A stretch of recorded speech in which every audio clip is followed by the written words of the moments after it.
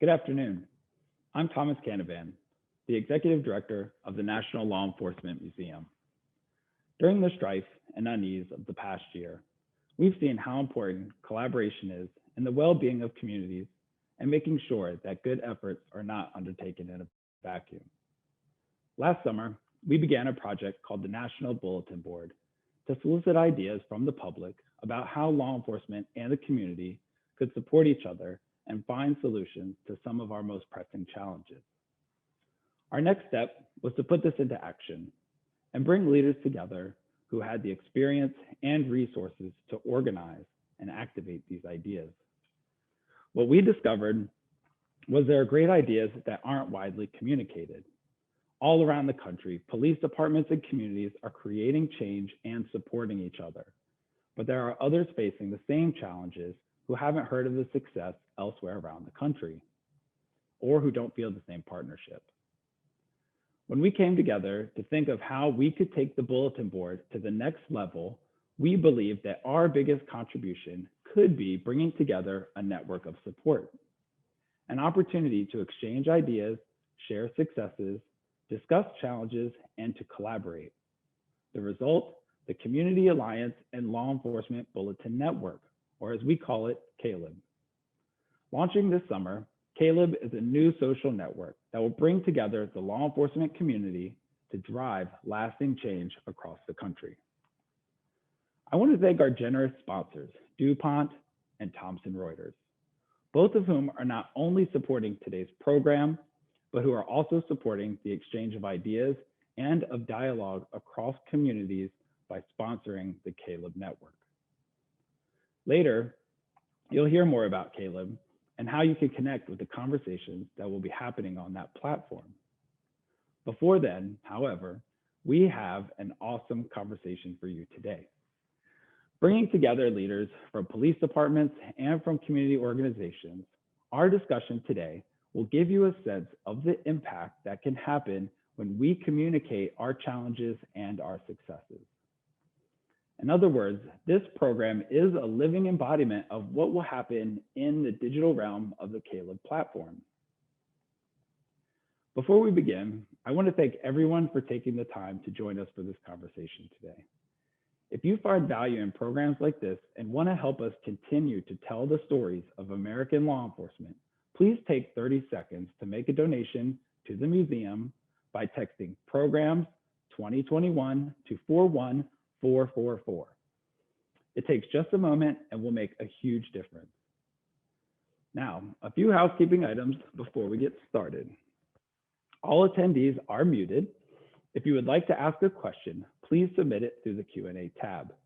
You can upvote questions, and our staff working behind the scenes will prioritize answering the questions that receive the most votes. A link to access the recording of this program will be sent to everyone within a few days.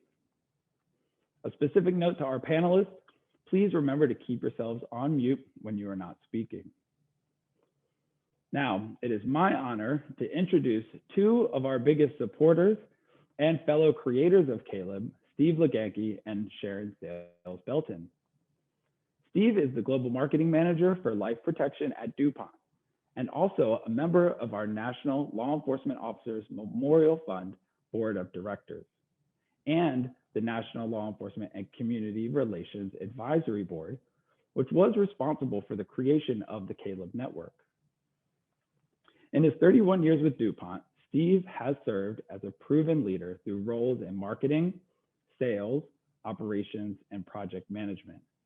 In his last 5 years with Life Protection, he has promoted the DuPont legacy of support for law enforcement as the market leader for innovative materials such as Kevlar and Nomex for the protection of law enforcement and our military personnel. He brings both an MBA and a Bachelor of Science degree in chemical engineering to his professional portfolio, which also includes certifications in Six Sigma, strategic marketing, strategic selling, and advanced leadership. Sharon is the Vice President for Strategic Partnerships and Alliances for Thomson Reuters Government Division. She too serves as a member of our National Law Enforcement and Community Relations Advisory Board. At Thomson Reuters, Sharon's responsibilities include the development and management of private sector partnerships that serves government customers and management of key government legal and law enforcement trade associations. She also provides oversight and management of the global CSR Access to Justice projects involving customers and employee volunteerism. She is also the first woman and first African American to be elected mayor of Minneapolis, Minnesota, where she served from 1994 to 2001, and became a national expert on public-private partnerships in public safety, neighborhood revitalization, and economic development. Steve and Sharon, thank you both so much, and I appreciate you being here with us today. Steve, take it away. Thank you, Thomas. DuPont, we've been a proud supporter of the law enforcement community. We're a proud supporter of the museum and the memorial, and now we're very proud to be part of this new initiative, the CALA platform. I'd like to start off by thanking the agencies and the community groups that are actually participating and proactively working through this platform. We were the original sponsor of the 5 communities at the museum, which really were 5 communities that were proactively working together to try to improve the relationships between law enforcement and communities. And we're hoping this helps build upon that, and hoping this network can help drive some of the necessary change that we need to improve the relationships between law enforcement and the communities more broadly. So again, we're very proud to be part of this, and thank you for the opportunity, and thank you for your participation today. Well, thank you so much, Thomas, for the introduction. And Steve, it's always a pleasure to be partnering with you on this and other endeavors. I want to say a special greeting and a welcome to our panelists and all the guests that have joined us today. You know, as a global information service and technology provider, Thomson Reuters is committed to helping the government and law enforcement communities perform their duties through domain expertise, trusted content, intelligently connected technologies that empower our professionals each and every day. We're very proud to support law enforcement at all levels of government, and especially pleased to partner with leading associations, nonprofit groups, law enforcement agencies, and accomplished career professionals on a series of thought leadership pieces devoted to public safety, transformation, and reform. I want to give a very special thanks to my colleagues at Thomson Reuters Institute, Reuters News, and as well the TR government team, because we've all come together to explore a variety of areas around law enforcement, including the role of technology in crime prevention, race in the color line in modern police culture, trust in community relations in a social justice era, and then most recently, the fate of qualified immunity. In addition to these efforts, we proudly honor annually our Everyday Heroes initiative, where we highlight the exemplary men and women who every day work tirelessly to keep our communities safe. And we continue to add to a robust, dialogue of other topical issues like knowing your customer, anti-money laundering, and soon a new session on the future of Homeland Security.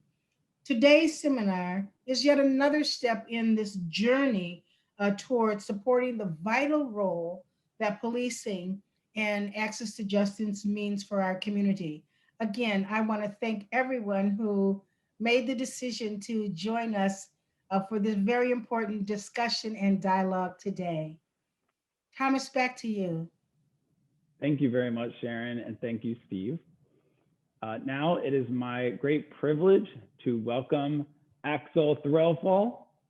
Axel is the Reuters editor-at-large.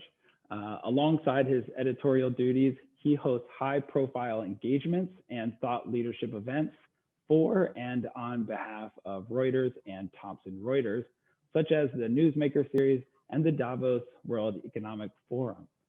Thank you for being here with us today, Axel. I turn it over to you. All right. Thank you very much indeed, Thomas, and thank you to all of our speakers. It really is a great honor for me to be hosting this timely and important discussion. This is the third, or I think indeed the fourth, that I've done with the US law enforcement community on culture, on the future of policing in America, among other things. The caliber of the speakers has always stood out for me, and I think we've got another fantastic panel lined up for you today.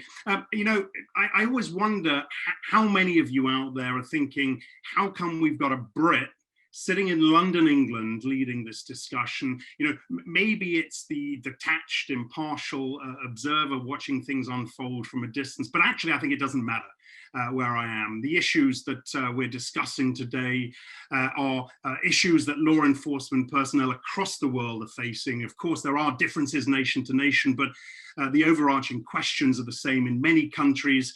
How different will law enforcement look? How different does law enforcement need to look in the years to come, and what will get us there? So today is an opportunity to take a long, hard, realistic look at what is working, what is not working, and if not, why not? So we're looking for a frank conversation today about moving in the right way to get where the law enforcement community wants to get and where the broader community needs it to be. And very quickly, before I introduce the panel, what became clear to me in conversations ahead of this event is just how much desire there is to get this right, and just how many networks there are pitching in to help achieve that. So this is about collaboration, about listening, learning, nurturing, open and honest dialogue between law enforcement and the community at large. So let me introduce the panelists. Florence Chung is founder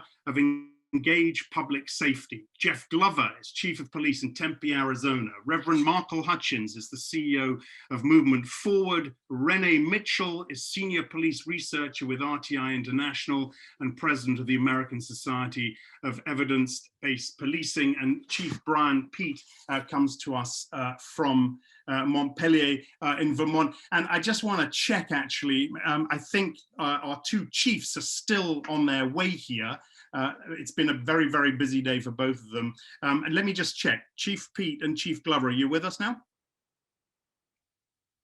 Okay, we still do not have them. So let me kick it off with the others, and then we'll bring them into the conversation. I want to start with the context and the challenges, and then move very quickly on to some of the solutions here. Florence, this is what we're talking about here, I guess, is a big perception issue, right? I mean, give us a sense, Florence, from where you're sitting, of how dramatically the public's expectation of the police has changed over the past 12 to 18 months. Yeah, thank you, Axel. You know, through the work at our nonprofit organization, we've been engaging with a lot of college students and young professionals in their 20s, so Gen Z.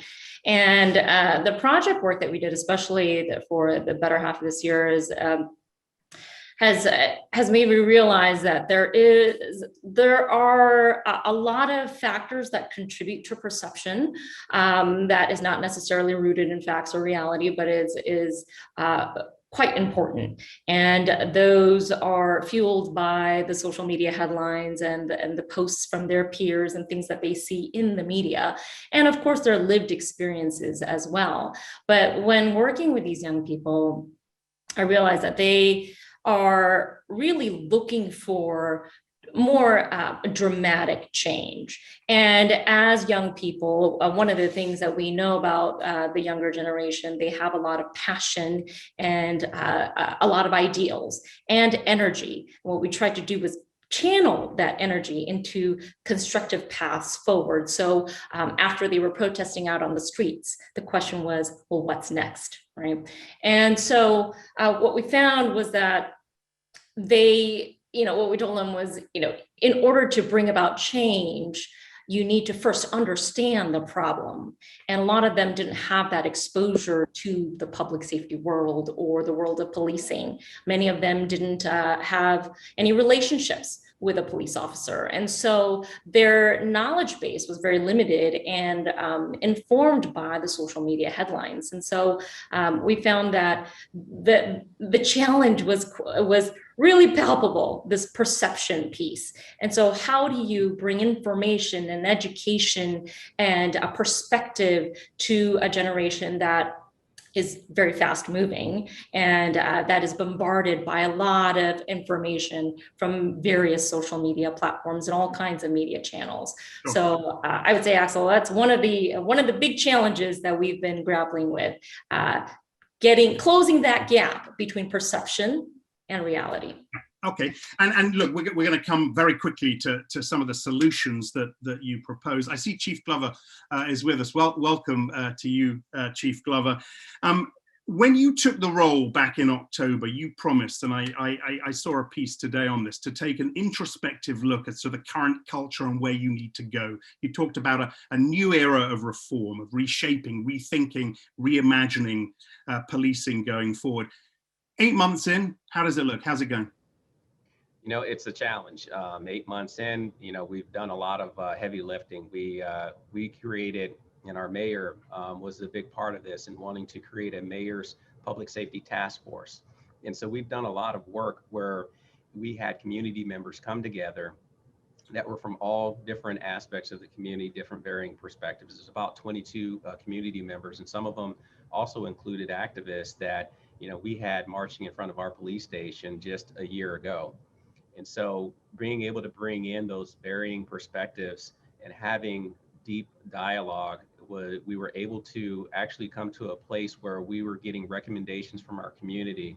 And, you know, there's that saying that it's hard to hate up, you know, hate up close. And so when you're bringing people together and having, you know, a deep, meaningful discussion, you know, one of the things that we got out of this is that we've built a relationship with many of the individuals that, you know, at one point in time that were marching in front of our police station. Now they're calling us up and asking questions and, you know, expressing, you know, whether it be concern or gratitude for certain issues that have come up that we're, you know, currently dealing with. Out of the Public Safety Task Force, we had over 150 recommendations. Now, some of the recommendations, because we were doing listening sessions, there are certain recommendations that you cannot utilize because, you know, state law prohibit, you know, certain things that that you couldn't do. But then there are some recommendations that we had been looking at that there were great recommendations, such as being able to divert 911 calls for alternative services. We have Care 7 crisis counselors, a mobile counseling team here in our city. And so we've been able to successfully be able to transfer mental health calls that do not need an officer to respond to it. You know, we've already started making that adjustment of being able to have the right people in the right places responding to those calls. So out of those recommendations, there's many of them that we were either already doing, some that we couldn't legally do, but then there was others that, you know, we are working with community members, and that's the big thing, is that collaboration to show that we're working with you to make sure that we're resolving issues that help to bridge the gap. Sure, and you know, again, Chief Glover, we're going to come on to some of that reach out and some of those solutions, but the general sense I'm getting from you is you're moving in the right direction. Things are happening. There's momentum here. Is that fair to say? Yes, absolutely. Okay, Renee, let me bring you in. I know your specialism is very much the data and using the data to find solutions. Before we get to that bit, though, what does the data tell us about the current situation now? Is the data being used effectively in the right way for us to understand what the challenges are? I was going to say that's such a complicated question, because I don't even know that you start with, is the data being used in the right way, before you even back it up to, is the data in a form that is usable? Because a lot of what we run into is our systems can't even communicate across platforms in some ways. So if you look at our criminal justice system across the board, you know, corrections, jails, police, and probation, our systems don't talk to each other. So often, like once a person gets out of the hands of, say, the police, we really have no idea what happens from then on with our bail, with how much time they get in jail or how much time they might spend waiting on bail. And then often when we're trying to go back, for example, and look at something simple as mental health calls for service, the way the systems that we purchase allow us to code calls for service don't necessarily let us code for all the information that we need retrospectively to look back at, what is happening across the country, or even like in the case of Chief Glover, like in your own city. So a lot of times when you think about like using it in the right way, in some ways we're still antiquated, even getting our systems to be able to use good data to use in a way that's helpful in its entirety. But I guess my question is, if we, in order to use data to come up with effective solutions, we need to be able to understand the context we're operating in now, right? Yes. And I guess what I'm getting from you is we're still not there yet. Yeah, we're still not there yet. And when you're examining data, the thing you really need to have is a practitioner there in the room too. I think sometimes people try to analyze data without having anybody from the department there, or having somebody who has an understanding of the city. And when you try to do or analyze massive data sets without contextualizing it, often there's misunderstanding about how that data may or may not look.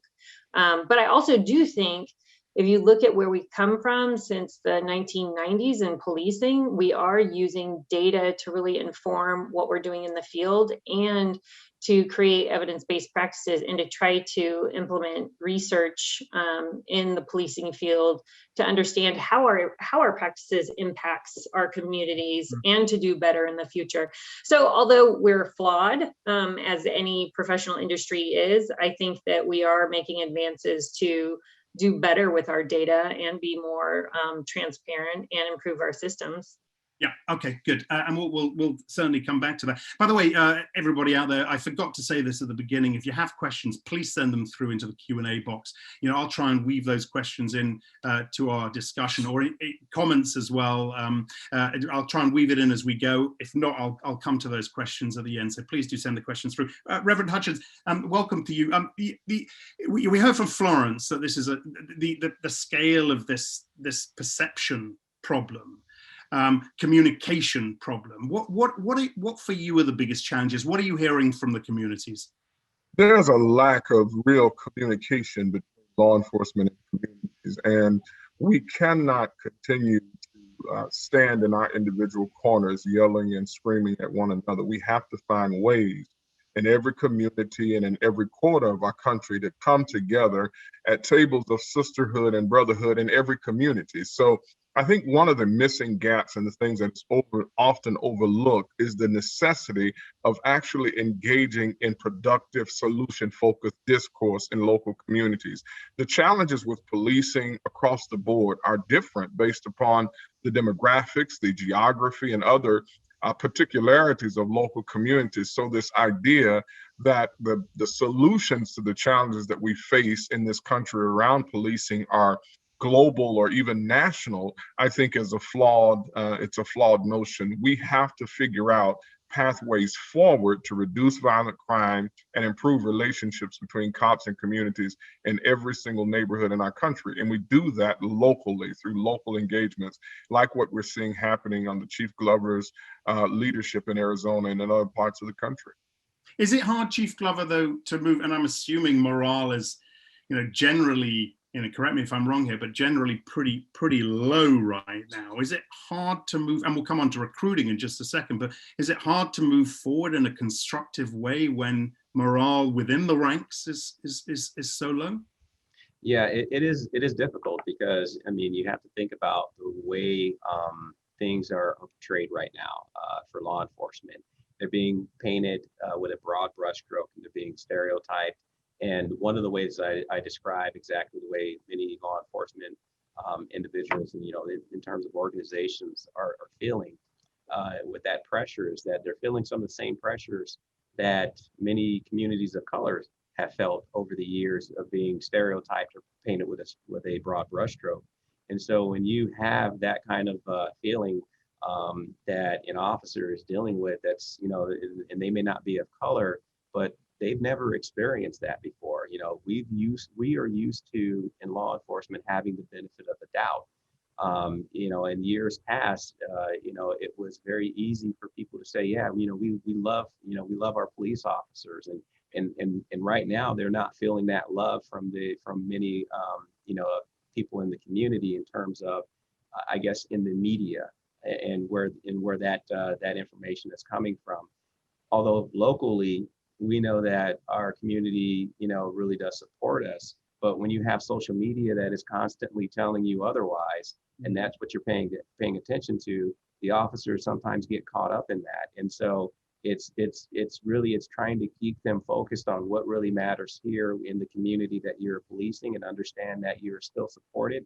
There's still a need for the work that's being done here, and we still have to be able to be engaged with our community members, and it has to be not a us versus them, but how can we overcome the different challenges that we're facing. Yeah. Okay. Good. And by the way, I am noting all the comments and questions coming through in the chat box. If you can try in the Q&A box. Yeah. Go ahead, Reverend Hutchins. You know, I think it's a point that Chief Glover references is key and critical.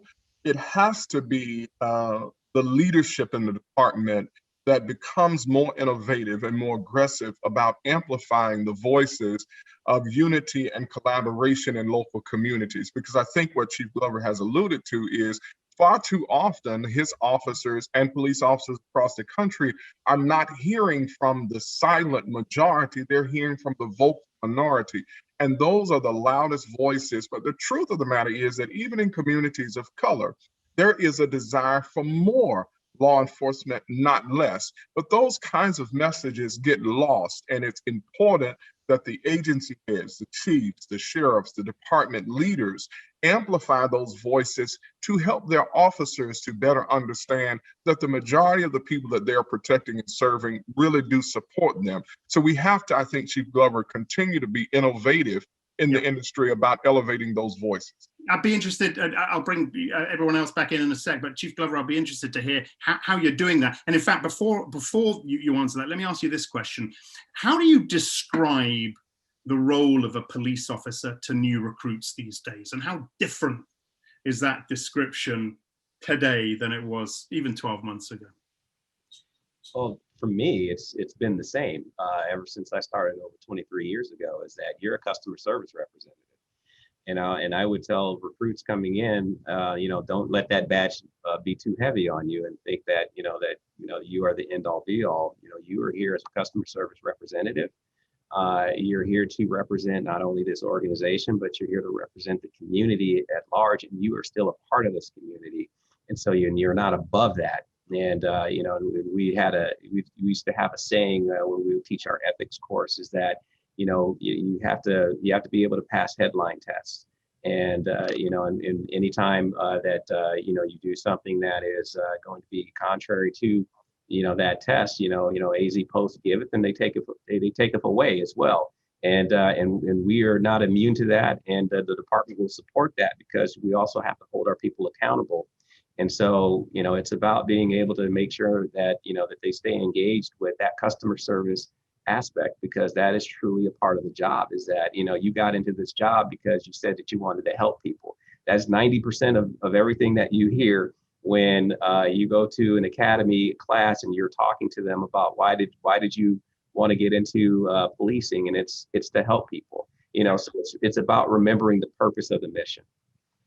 I mean, I guess this idea of how you recruit into perhaps the most scrutinized profession in the US, or indeed in many countries, is one of the biggest challenges you face. Florence, let me ask you, let's move it forward now and talk really, you know, the meat of this is some of the solutions and how to make this work going forward. A question comes in, can you share current examples of what is working lately to overcome some of these communication challenges? Mm-hmm, mm-hmm. Yeah, you know, we're at the tail end of a 6-month project engaging Gen Zers. You know, trust has been a tough one for them this past year. And they came to this project wanting to do something. They are, what I found was intensely solution oriented. What was insightful for me was to see the assumptions that young people held about police chiefs when walking into these virtual conversations that we hosted between them. And they thought the police chiefs would come into the conversation as part of a PR stunt. A lot of them thought, these chiefs wouldn't listen to young people, would enter the conversation with arms crossed in front of their chests, both, literally and figuratively. Mm-hmm. And, they thought that law enforcement was largely resistant to change. And, they were quite surprised, though, and impressed when the chiefs were actually open and transparent and genuinely interested in what they had to say and articulated a desire to do better. This was all last year. And, and many myths were also busted on these Zoom calls as well. So I think, with young people, there's an element of trust, an element of hope that can be built with exposure and relationship building with law enforcement. And I know Reverend Hutchins, it's been said a lot, but no matter how cliche that sounds, it's so true. That's what we saw. I mean, most of the young people that we worked with did not have any exposure to law enforcement. So the opportunity we gave them to interview law enforcement, talk to them, meet with them. And last year it was all in a virtual environment. But through this video podcast series, we gave the young people this opportunity. And, that was critical to shifting their hearts and minds and encouraging them to ask critical questions and dig beyond the brief headlines that they see on their phones. And, that was shaping a lot of their perceptions about law enforcement. Sorry, go ahead, Hans. Yeah. No, and it gave them an opportunity to see the humanity behind the badge. Yeah, I guess the proof's in the pudding, though, isn't it? I mean, it's all very well to hold events like that and see that open communication and see that hope, but you need to take it out and use it and continue keep that momentum going in the community. Reverend Hutchins, I mean, one congregation, one precinct, National Faith and Blue Weekend. Give us some examples, some real life examples of how, well, where this is working, and then give us some examples of where it isn't working. So one place that is working is where I am today. I am in Indianapolis, Indiana, in a hotel room. I just finished a news conference with the chief of police, the sheriff, and other law enforcement leaders here. We have developed a piece of technology through the U.S. Department of Justice Community-Based Crime Reduction Grant called Community by Movement Forward. It is a mobile application that does everything that Florence just talked about. We have to communicate with young people through the means of communication that they're accustomed to communicating with. So a lot of times the information, the perspective, the voices of young people are not being heard by law enforcement because law enforcement is not utilizing the communications channels that young people are accustomed to. So in terms of filing a complaint, issuing an officer commendation, submitting tips, those kinds of things have to be modernized to meet the demands of the American people in terms of the way in which we communicate. So just today, we announced the creation of a best first class mobile application that will do a lot of exactly what Connie is talking about, but it will also allow us to do some of the things that Renee is talking about, and that is collecting the data. But look, the net of it is we have to have a conversation about being the change that we want to see in the world. Martin Luther King Jr. used to talk about that all the time. We cannot simply stand by and lament law enforcement and the challenges and the need for police reform. We have to be that reform. Chief Glover, I'm working on a project now that I'm feeling very confident about. We need to be utilizing colleges and universities, most especially historically Black colleges and universities, to recruit for law enforcement. We have to encourage these young people, Florence, that it's not enough to simply march and protest. We have to get engaged. We have to become law enforcement professionals. We have to become public servants. So just like we have police, Teach for America, I want to see our nation embrace a program that I'm tentatively calling Police for America, where we encourage young people to get involved to be the change that we want to see in this world. And that's the way I think that we can turn the corner, can increase enrollment and recruitment of law enforcement professionals, but also be responsive to the needs for police reform and change that we see being passionately advocated in communities across the country. Yeah, okay, thank you very much. And Chief Glover, you could come back to that in a sec, but Renee, I want to bring you back in. We've got a lot of questions coming through on the data bit of this. And you know, this one's actually pretty close to my heart as well. How do we use facts and data to combat the outright false information that's been pushed by activists and certain media outlets when no one wants to hear facts? I was going to say that. I'm sorry. Was that for me? That sounds like a Renee question. Yeah. Renee, you kick off that. Yeah, sorry, Chief. I think you have to put your data out there. The problem is, I think with a lot of data and even the research, no matter how you put it out there, people see or hear or pick up on the piece of the data that goes towards the message that they're trying to construe or put out there. I think the best that you could do is to examine your data closely and also to understand it. I think that's sometimes where we've moved so quickly in policing over the last like 50 years or so, or even the last 30 years when it comes to data. And our command staffs, as they've moved through the ranks, there's nothing out there on a national scope to train command staff to understand data and analytics. And if you look at all the psychological research, like we're not good, just as human beings, I'm not even talking as police officers, at understanding data and analysis and statistics. Like it tries our brains very heavily. So for police chiefs or command staffs to go up in front of media or the community who are armed with any kind of statistics and then to be articulate about that, I think in some ways it's a tiny bit unfair because nobody's been trained to do that as a police chief, you know, as they're promoting through the ranks. But also, I think nowadays with a good crime analyst unit, to have them showing the data and to show it in a way, in all ways, like show it based on population rates, show it based on how it's broken down geographically across the city, like how it's broken down based on gender. But all of those ways, I think, helps convey a message to the public about what's going on in your city. And then the other thing I think people don't necessarily think about is how you visualize your data. Because I think when we push things out in policing, often we give these graphs or charts that can be very confusing.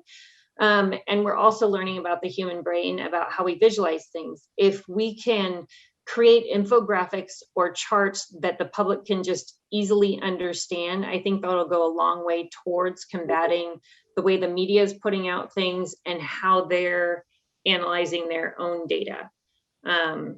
Yeah, okay. Another question, it's a good one, it puts you on the spot a bit, but what's one set of data that stands out, Renee, to you that the media is not talking about? Oh, not talking about? Not talking about, yeah. Is it, you know, is there something out there that we don't know about? That might be useful in moving this process forward.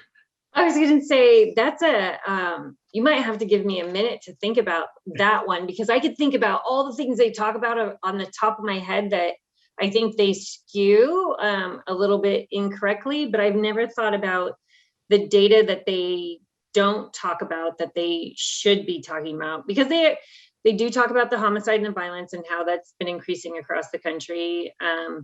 But I think for me, it's more about the way they talk about the data that I think is incorrect versus like leaving out issues or areas that they should be talking about. And that actually could be more of a chief question than a Renee question of what they should be talking about. Chief Glover, let me put it to you, and I'll, you know, we haven't got Chief Peete on, unfortunately. We're still waiting for him. But when I spoke to him ahead of this, you know, one of the things that stuck with me that he said was, any change is really hard for the old guard, you know, within police departments. You know, whether it's changing culture, whether it's using new techniques, innovative techniques, new data. How do you do it? in your department?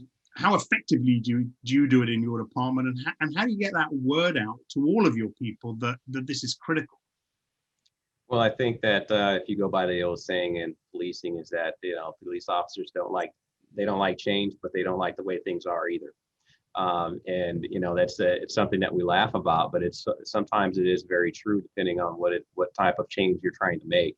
And so when you're trying to get that kind of change, filtered down all the way down to the line level, it's important to be out in front of it and not just sort of make directives or edicts at the very top. You actually have to meet with the people and talk to them and give them the why. This generation that we currently deal with in policing that are coming in, they want to know why they're doing something or why a change, a change is being made. And so that has become very much an important factor in being intentional on explaining why you are making a particular change and where the benefit is for them and the community. You still gear it back towards the community because that's what we're here for. And it's being able to provide that context that helps them walk them through that change that's going to occur.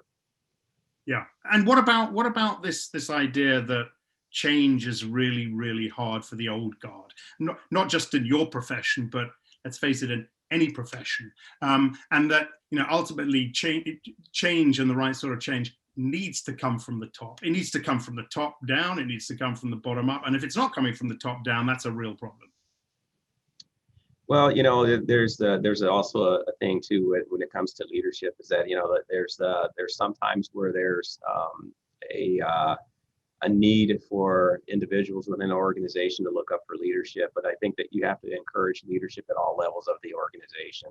And when you are successful in being able to get people to take ownership of whatever changes is occurring, especially at a first line supervisor level and all the way up, that's where it becomes a little bit easier.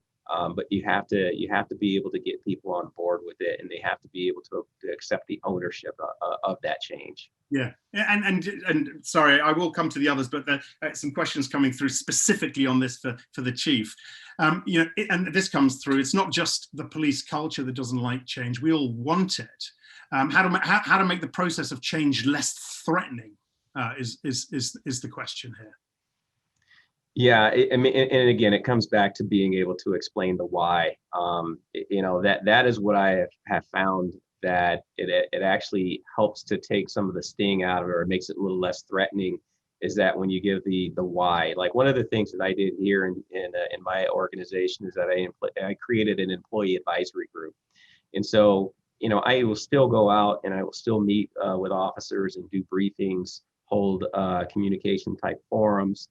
But I also have a key group of officers, about 16 of them, that I meet with at a line level and first line supervisors. And we actually have conversations before a change is made. And we start, just like in different corporations where we're seeing where they actually have an advisory group to discuss exactly how a rollout should happen. And me as that leader, I want to get that feedback because I want to know exactly what the stumbling blocks are. Even if I think I know what they are, I should know from the line level who is doing the job. I need to know how they perceive it. Because if I know how they perceive it, then that gives me a better opportunity of being able to remove the barriers that's actually going to stop us from being successful in making that change. Yeah. Okay. Stepping back a little bit, some of the bigger issues, Reverend Hutchins, we talk a lot about reform, training. We talk about community outreach, and I will come back to that as well. But so many questions come through about the need for a change in culture, and that doesn't happen overnight. What are you hopeful about when we talk about a change in culture here? Well, the thing that gives me the most hope is that we're having conversations like this, and that is very different. And for this discussion to be hosted by our organization, the National Law Enforcement Officers Memorial Fund, is a clear indicator that there is a present knowledge of the need for change in law enforcement. And I can't help but piggyback on Chief Glover's point.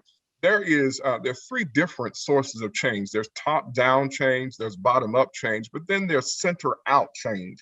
And I think if we're going to see the kind of reform and transformation that we want to see, that will not only transform the culture of law enforcement, but transform the culture of policing as an industry, as a profession, if you will, we've got to see all three levels of change. And we do that by increasing the appetite in the American people for actually engaging with law enforcement, for actually getting involved in these issues. And we cannot do that as long as we're reduced to yelling and screaming at each other. We have to find a way, and I keep going back to this, to work collaboratively around our commonalities and not remain so divided by our differences. Look, I come from a background as a civil and human rights leader. I've led dozens of high-profile police controversy marches and demonstrations, but today I sit on the board of the National Police Law Enforcement Officers Memorial Fund, because I recognize the solutions to the challenges that we face in America today won't come through a piece of legislation, through an executive order. They have to be personal. I say this all the time. The changes that we want and the reforms that we seek are not a matter of policy, but they're a matter of transformation. We won't see the changes we want in this country just by an executive order, a piece of legislation. It will come through the transformation in the hearts and minds of the American people and the American police officer. But that can only happen when we have the courage and capacity to engage one with another. Am I right about that, Florence? Yeah.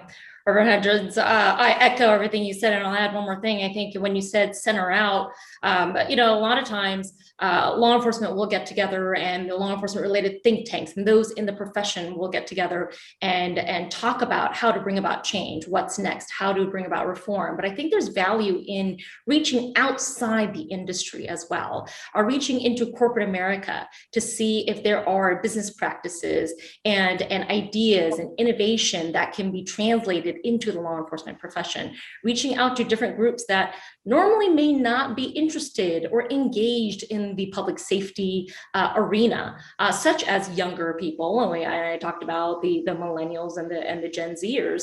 They were the ones out protesting. They definitely want to see change. I think we have an opportunity here for law enforcement to really strategically engage them, right? They've got they've got the energy and the passion, but they also have the decades ahead of them in life to usher in the change that we would like to see in the years ahead. And so engagement, Reverend Hutchins, I agree with you, getting them involved. There are a lot of people who did not really have an interest in law enforcement or public safety prior to 2020. And because of the moments that were created last year, they are coming out and saying, we want to see change. How do I get involved? But a lot of them may not know the answer to the question, how? And so I think there are a lot of different community groups and police departments, nonprofits that can initiate programming and outreach to engage those that want to be involved. And I think we can see a lot more effective change come out when we engage those that have been emerging in the last year. That was, Axel, you asked me earlier, that was the impetus for our creation of National Faith and Blue Weekend. Mm-hmm. There are 350,000 houses of worship in the United States of America. 65 million Americans attend some form of a faith-based service every week. Those are mass gatherings by the 350,000.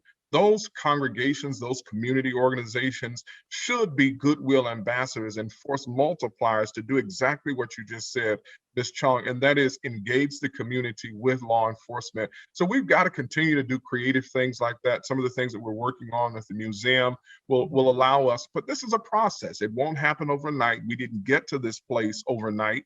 It took decades to get to this powder keg moment, and it's going to take us some time to come out of it, but we have to remain committed.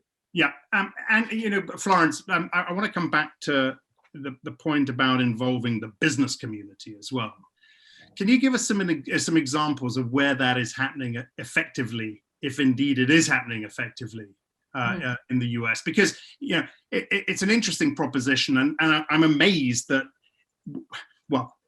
that we're only talking about it now, or have we been talking about this for a long time? It doesn't happen very often, I'll tell you, but I'll give a couple different examples. Right. So, many years ago, I was with Target, the retailer, and we're a big supporter of law enforcement. And within that organization, they piloted a program called it was a business fellowship, bringing in a lot of police chiefs, and many people in this audience may have heard of that program. It lasted for a few years, and the whole concept was to bring police chiefs from across the country together with corporate executives to have some sort of peer mentorship program. Right. And so, especially in the last, year, my colleagues and I have been thinking through, the opportunities, the prime opportunities for corporate America, who have been making big pledges throughout the last year on how to address racial equity and things like that. Could they play a role in building up initiatives to put business leaders, business best practices together with law enforcement executives? Could there even be a CEO to police chief peer mentorship circle, right? Axel, I have not seen these. We would love to be a part of. If anybody wants to initiate things like this, it would be, I think, very value added. But also there was a climate, right? The climate that we were dealing with in the last year where it was almost difficult, or dealing with or working with law enforcement for many businesses and corporations was tricky because of the narratives and the polarized narratives across the country. But I think there will be a time in the future when businesses and companies can share their resources, expertise, and knowledge base with law enforcement. And the data, of course, Rene, the data is a big part of that, and because a lot of this, of course, can come from the private sector as well, I imagine, and the ways of doing. But I'm not allowed to editorialize, so I mustn't. I've got to stay as impartial as I can here. But it does surprise me the lack of business involvement and collaboration between the two sides. I know traditionally business is supposed to remain apolitical, but we've kind of moved beyond that now in many ways, right? Reverend Hutchins. Yeah, I can't agree more. One of the things that is really, and I'm going to be very transparent, one of the things that is really of great concern and disappointment to me in this moment, Chief Glover, is that there are a whole lot of corporations and business interests and a whole lot of foundations who have bought into this zero sum, in order for someone to win, someone has to lose mentality that we see pervasive in our national politics. So for a lot of corporations, they somehow believe that you can't support and fund racial equity and quality policing at the same time, when in my estimation, companies that are doing business in communities where crime and violence is of concern, as well as police reform, have an obligation to invest on both sides of these issues. It can no longer be where corporations simply invest in Black Lives Matter causes that are anti-police or defund the police. There's a place for their support in those communities, but there's also a need for them to invest in quality policing, community collaboration projects that actually move the profession closer to a more just and equitable industry. So there are issues, but corporations and unions and funders and everybody has a role to play, and we've got to stop. Corporations should stop, I should say, this pervasive zero-sum funding. Yeah, and Chief Glover, I'll come to you in a second, but Rene, do you want to say anything about the business side and the corporate side and the role that they might play on the data side as well?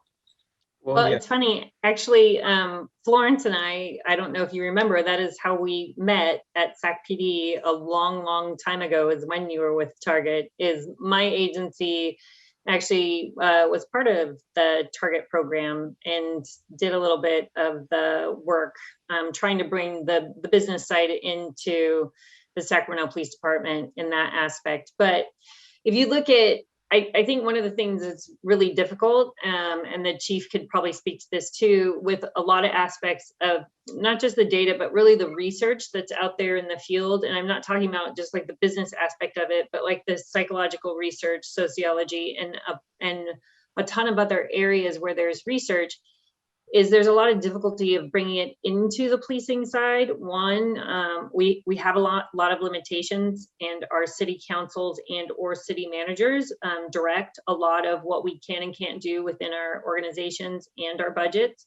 And then two, there's also sometimes what you see, so take for example, my agency with Target, you have certain leadership that have their beliefs and values, but if they're shifted out of a unit or if they leave to go to another department, because there's a lot of rotation in policing when it comes to promotion. So you might only have a chief that's your chief for 3 to 4 years. And the minute that chief rotates out, you might have a whole nother set of values and beliefs. And I don't mean like, of course, our core values and beliefs in policing is always, you know, the community and safety and those things, but how you go about approaching that can shift. So a lot of times when you have through the ranks that happening over and over again, you sometimes do have the younger or the mid-level officers who are just like, I will wait out till this next leadership moves on if it is something they don't care for, or maybe they do grasp hold of it because it does align with their values, but then that chief leaves and then they're left, you know, kind of in the wind when the new chief comes along. So we have some of these cultural issues within policing that sometimes inhibit us from doing things the way business does them. But besides the business world, there is so much research that could probably better support what we do in the field versus the way we're doing things now. Oh, sure. Chief Glover, very quickly, any good examples of you working with local business? So I think one of the best examples that I have for working with local businesses within the city of Tempe is that we have a great relationship with Starbucks. We for years have been doing coffee with the cop, and we had an incident here where some officers felt disrespected in one of the stores. They were asked to leave because the customer didn't feel comfortable with 3 or 4 officers that were sitting in a group. And so what ended up happening is that it ended up creating a strong bond and a great relationship with Starbucks, where, you know, they have offered assistance to us in several different areas or aspects of what we were doing in terms of training and with our de-escalation program. You know, they've become a good partner for us, you know, in that area. And so, you know, I think it's a good example of some of the, you know, the work that's being done. And we've also had a relationship with Target and utilizing grants, things of that nature for our crime prevention programs as well. And when we have time, you know, I definitely want to get into, you know, the whole aspect of culture and changing hearts and minds as well. Well, let's talk about it now. You know, what sort of Florence, let me start with you on this one. What sort of, you work with young people, what sort of cultural training do you think might work? When you speak with the youth, what do they say about the need for culture change and how quickly that can happen? You're on mute, Florence. One of the things that came up during one of our meetings was that it had to do with training and the culture of police training. A lot of times, you know, in the law enforcement world, the police are training police. And so, and also there are a lot of training topics that came to the forefront again last year, such as implicit bias training. Some of the things that I've been hearing from young people has been around implicit bias training, saying, you know, I don't know if there's, I've heard that the data is not really strong when it comes to the effectiveness of implicit bias training for police officers. And they said, why not actually provide historical education for police officers instead of implicit bias? Because it's so hard to get to moderate behavior based on, you know, trying to suppress biases that are implicit. So how about education around the history of policing and the conflicts that have been plaguing maybe that particular department, so that officers coming in, and even officers that have been there for a long time, can have a more empathetic understanding as to what is going on, the mindsets of different communities, especially communities of color. And that education isn't happening in the schools. And so a big part of what the young people were saying is, can we change training so that historical education about conflicts with communities of color, et cetera, can be part of the curriculum in the training, and not just push implicit bias training. Yeah, Reverend Hutchins, what do you feel about cultural training and what works best? So the academy can train their hands, but the community has to train an officer's heart. That's what I think Florence is alluding to. You cannot protect and serve communities that you do not know. I think what we're hearing is a lot of community residents are saying they want the law enforcement professionals that police in their communities to know the dynamics and the particular demographics and culture of their communities on a local basis. So what I'm hoping is that, look, we have the best technically trained, strategically, tactically trained law enforcement professionals in America of any other period in American history and any period in world history. So it's not just what we're doing in the academy, but what we're doing outside of the academy. I have a lot of police chiefs and sheriffs that say to me, well, we're doing so many things right, Reverend Hutchins, but just because it's right does not mean that it's adequate. We have to reimagine what training looks like so that it's not just training the skill set of the officers in terms of their tactical abilities, but training their hearts, training their minds. And that happens only through human engagement. You cannot train that in the academy, which is why I'm hopeful that we will begin to expand the definition of training to include more engagement, direct involvement with the people in the communities that officers are protecting and serving. And a bunch of questions coming through on some of these community programs that I'll come on to in a second. But Chief Glover, I guess that's one of the reasons I asked you about recruitment and about how you describe the role of the police officer to a new recruit. The cultural training piece of that is central, isn't it, to that recruitment and the training right at the start? Absolutely, it is. I mean, and we've done some of the cultural training here in our organization where we've brought in fair and impartial policing and done some of that training. But I think the more important piece that the Reverend and Connie had talked about is, how do you train the heart? How do you get to the heart of a person and be able to change their heart and change their mind? And one of the things that we are currently working on in our organization is that we've been working with a group called Telos for a pilot program trip, and it's really building a scalable, immersive learning experience for law enforcement and having our officers understand about racial justice in the U.S., how that's designed and how it came along, and better equip them to understand some of these dynamics so they can be transformational peacemakers in their communities. It's also designed as an immersive educational program where they are going to take a trip down south. And we're looking at creating this pilot program where we're probably going to take about, in the beginning part of February of 2022, we're going to take about 20 officers through a trip down south that's going to start in New Orleans, where they're going to hear a lot about slavery and what that was like on the Whitney plantation. They're going to hear it from from people that are historians and get a little bit more insight. Then they're going to learn about more about information from their institute and the exploitive nature of the money bail system. And then they're going to meet individuals. They're going to go over to Mississippi, where they'll meet with Robert Jones and Jerome Morgan and the Freedom Foundation and hear about the wrongful convictions and decades-long incarcerations that they had endured in prison. Outside of that, it's being able to get them to different places like the lynching museum and getting them exposed to that. We had a commander that went on that trip with his church group and decided that when he brought it back and said, hey, this is something that I really am passionate about, it really changed my perspective on just, the different issues that are plaguing our country as it deals with race.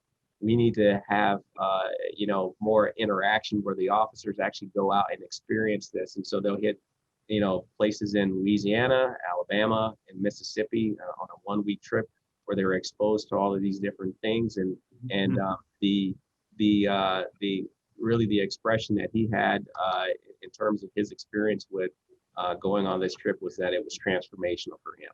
And he came back a different person with a different perspective. And if we can, be successful with really kicking this off, our plan is between 2022 to 2024 is to have at least 200, 240 people go through this trip and actually experience this, because it's hard to just talk about it. Sure, you can teach the history, but if you're there actually seeing it and tasting it and feeling it, that's a whole nother ballpark. Yeah. Florence, a question to you, and I guess playing devil's advocate a little bit, it's back to something you said previously linked to this, and this question comes through, and I think there's a hint of skepticism here, and maybe I'm wrong, but the question is, how many young people are really willing to take the same historical education courses as the police, or perhaps with the police? It's a good question. Yeah, it is a good question. And, historical education, I would say, if we're talking about facts and data that many times young people don't really see, or they don't have the exposure to, they just don't have access to that information, or maybe it's just not present in the sources and platforms in which they're getting their information, whether that be social media, the news, their friends, or school. But I would say they would be open, especially the students that we work with. Now, the students we work with across the country, rural, suburban, urban, left, right, and center. They ran the gamut with this organization, and they just wanted to gain perspective.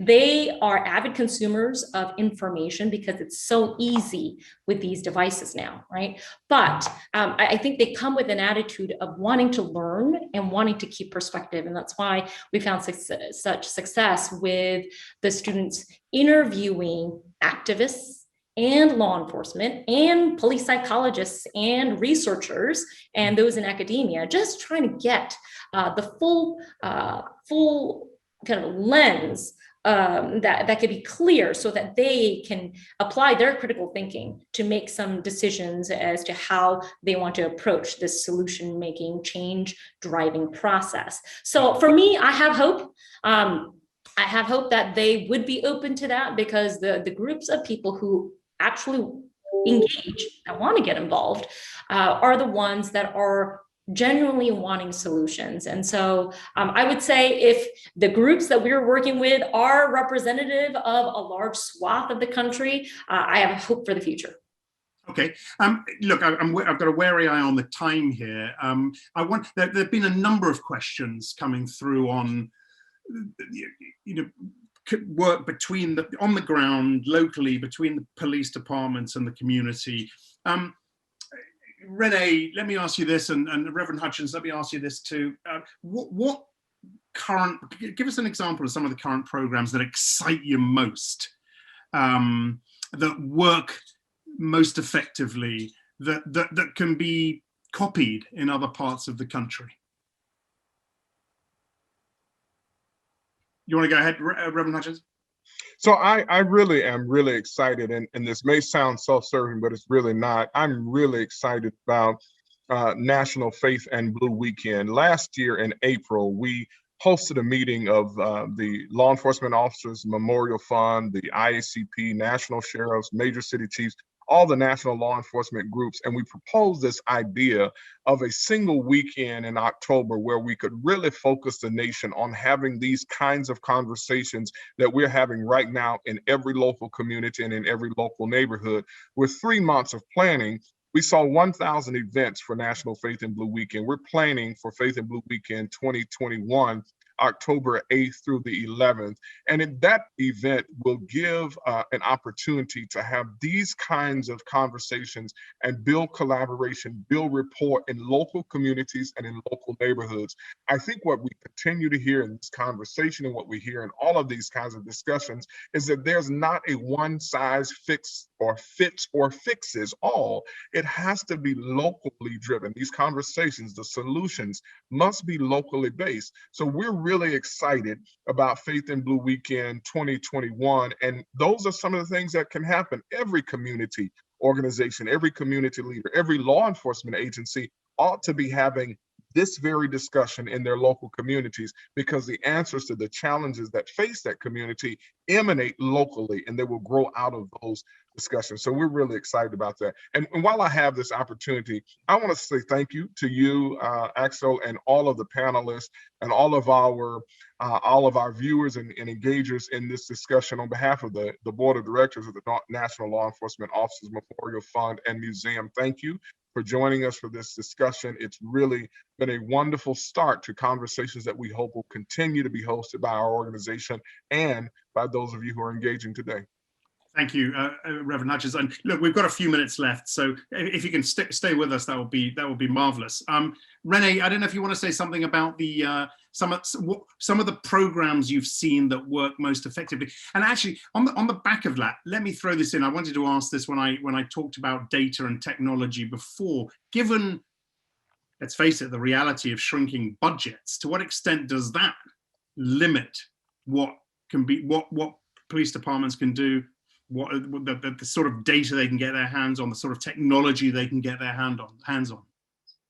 Well, I was going to say, when it comes to like looking at their data, and technology is different. That's a whole new conversation. Sure it is, yeah. But when you're looking at engaging your community or using your data to drive some of your engagements, when you're asking me like what programs work or what's shown to be effective, because both for the American Society of Evidence-Based Policing and RTI International, coming from a research point of view, we look at trying to evaluate programs and practices to look at if you are getting the outcomes you actually think you're achieving. That is one of the things where when we talk about how rapidly the profession has been moving, we are behind the other professions as far as showing that any of our, I shouldn't say any, but a lot of our practices are even effective or working to reduce crime, to improve community engagement, or any of those things. So for me, we're still kind of infants in the field for showing effectiveness and efficiencies.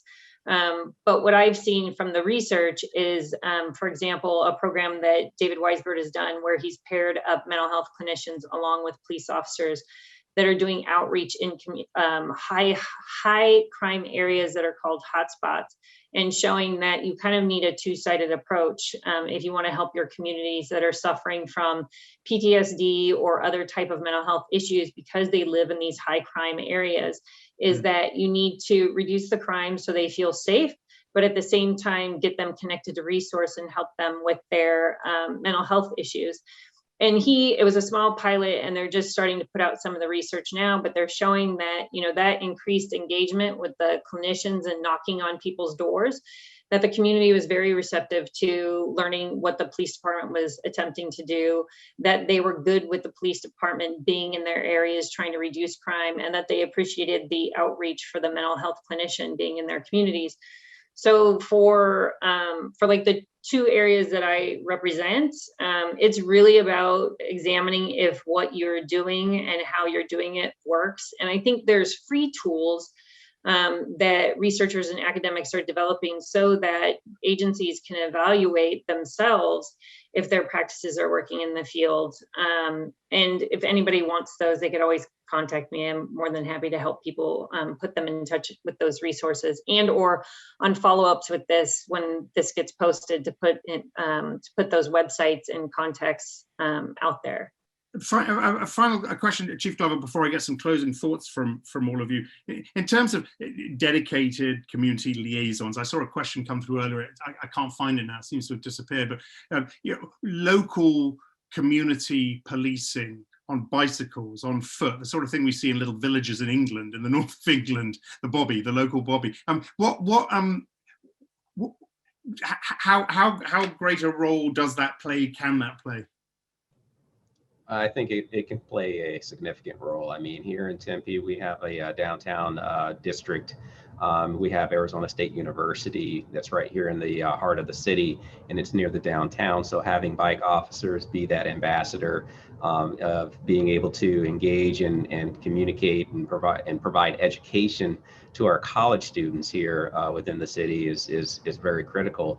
We partner with Arizona State University on a great number of things, and including to making sure that we're connecting with fraternities and sororities to make sure that they're staying safe. And that's usually done through our bike officers. We have a couple of bike officers that are crime prevention specialists. And so, they're used to going out, giving those presentations and connecting with the student population, as well as our community affairs specialist that we have that works here out of the office of the chief. They also make those connections as well. And they're ingrained in everything that's going on community-wise. So that way we're getting that feedback from our neighborhood associations, homeowners associations, especially when you have the dynamic of being one of the largest, campuses in the nation here at Arizona State University, and it's in the middle of your city. It's difficult because you have a lot of we don't have a fraternity row. I mean, they live with, many of the students live within the community. And so it's about being a good neighbor and making sure that we're doing that education because you have an older population that's intermingled with a very young population. And so sometimes that dynamic can be a little bit challenging, but that we utilize those particular positions to help with bridging the gap. Yeah. Okay. Look, I want to get some closing thoughts from each of you. I mean, this has been a really rich conversation. We've touched on a lot of areas. I mean, there are certain areas we haven't touched on. The delicate issue of unions, et cetera, et cetera. And I won't go there now. But let me ask you this question. I'll start with you, Reverend Hutchins.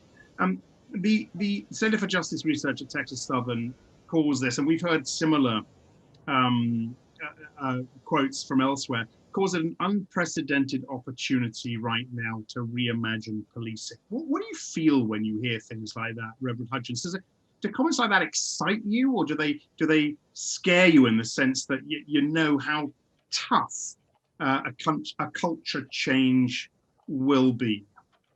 It really does excite me. I don't think we've ever, as a nation, run away or shied away from difficult moments. In fact, I think our darkest hours as a nation, as well as individuals, are always just before the brink of a new dawning. So in my estimation, we really are at a pivotal and yet a powerful moment in American history. And I don't think it's just relative to policing. I think policing is the tip of the iceberg, but we will emerge from this moment in American history with safer communities because we're focused on innovation. We're focused on having these difficult conversations, and we're focusing on charting a path forward.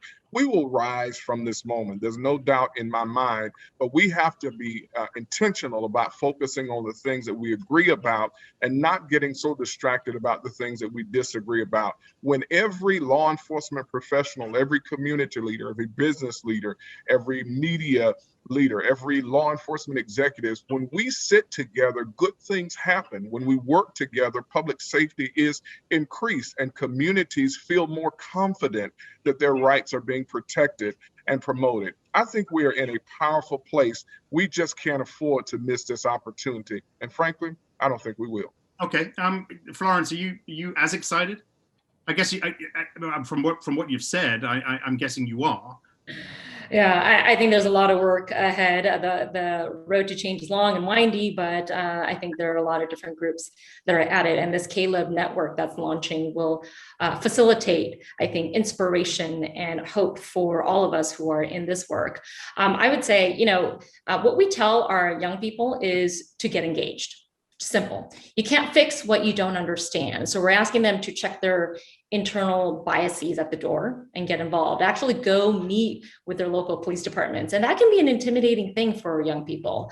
But we say, posting on social media, joining a protest on the streets is one thing, but to see real change, there needs to be engagement. They have to be willing to talk to law enforcement, no matter how uncomfortable that may be. And so for us, we'll be releasing a local engagement toolkit coming up soon to give young people actionable steps on how to engage with law enforcement if they choose to take that up. Right, in the cities that they live in, whether it's going on a ride along, starting a police advisory youth council to offer the Gen Z perspective and offer a young person's focus group for a police chief. Whatever the idea may be, I think young people, we can give them some real actionable, concrete steps. And I think, the National Law Enforcement Museum, is great for launching this network to facilitate these types of ideas, because I foresee that we'll have a lot of ideas being generated in the future. And now we have a platform to go to. Okay, Renee, how about you? I hope I'm not, I'm probably the cynic in the group, and maybe it's the cop in me. And I am excited about it, and I hope there is police reform. My worry is just like when Lyndon B. Johnson put together his national program for police reform in the 60s, the research was left behind. So you ended up with the same programs and protocols that you've seen decade to decade to decade. And the American Society of Evidence-Based Policing, and every, I would say, academic and researcher that's involved in the criminal justice field advocates for the same thing, is you see programs go by the wayside with no research that shows you what works and what doesn't work. And we keep just creating new programs or new platforms with these the buzzwords of the day, and then the next decade we have a new buzzword, and then you don't see real true fundamental change. Whereas if we actually did some of the research and at the federal level it got funded the way it should be funded, and we used the data to drive what we should be doing in the field and became more evidence-based like the medical field, we could probably make the leaps and bounds that the medical field's made in the last few decades. So that's where, like I said, I'm a little bit cynical. I want the police reform. I want us to make the changes, but I would like to see it driven by the research and the data rather just opinions and platitudes. Yeah. Okay, good. Renee, thank you. And Chief Glover, to finish up with you, back to that quote, an unprecedented opportunity to reimagine policing. I mean, you're sitting on the inside, you see what's going on, you speak to the new recruits, you see the level of morale, you realize that this has to happen, quickly, as people leave the force in droves. What to characterize the hope you feel? I have a lot of hope for police reform, but Renee's point, I mean, you do have to have some data behind some of the things, the initiatives that are behind it. You don't want to do the flavor of the day and have to go back to the drawing board in another 2 years. And so it's important to be able to make sure that what you're doing is actually something that's going to be sustainable and that will work. And that's sort of what we're striving for here, and some of the changes that we're trying to make is that we want to make sure that it's long-term sustainable change, as opposed to just change for the sake of change. We want to make sure that we're getting it right, and that what we're doing is creating a progressive police department that has the trust of its community. That's the most important thing that that we can do. And so, in terms of the reform and how we come about that, it's like, unfortunately, it's like steering a huge cruise ship. I mean, it doesn't just change, at the stop of a dime and change directions. So some of that is incremental, and, being able to roll that out, it just takes time, but we're very hopeful that the time spent in doing a lot of this groundwork is that, we're going to have a department in the years to come that's going to be, very finely in tune with everything that's going on reform related, and that will be at the pinnacle of that. Okay, very, very good. And there, everyone, I have to stop it, I'm afraid. Look, as I said, it's been a really fascinating discussion, a very rich discussion, clearly an extremely important discussion. A very engaged audience. I thank all of you for your questions. I mean, it's always a sign of how engaged the audience is. The number of good questions coming through. I hope I got as many of them as I could in the time. So thank you to you, Florence Chung, Chief Glover, Reverend Hutchins, Renee Mitchell. Thank you very, very much indeed. Apologies that Chief Peete from Vermont wasn't able to make it. I'm sure we'll find out why at some point. But let me hand it back to Thomas now. Well, thank you all very much. I'm going to go around again. Florence, Renee, Chief Glover, Reverend Markel, thank you so much for being here today and for being a part of this program, and also providing your resources and your expertise within Caleb as we launch this summer. We're very excited to have you and all the organizations a part of that app. Axel, you are a pro. We are so honored to have you help lead this conversation. You did an excellent job, and I really appreciate everything that everybody brought today. I also want to thank again Steve LaGanke and Sharon Sayles Belton for our introduction today. I also want to thank everyone who watched and those who will watch later when it is posted to our YouTube channel. That should be in just a few days. And we hope our conversation today gave you a sense of what's possible through the Caleb network. We created Caleb to do exactly what you experienced today, to bring leaders together, to provide a platform for ideas and best practices, to share resources and create new programs that engage each other in dialogue.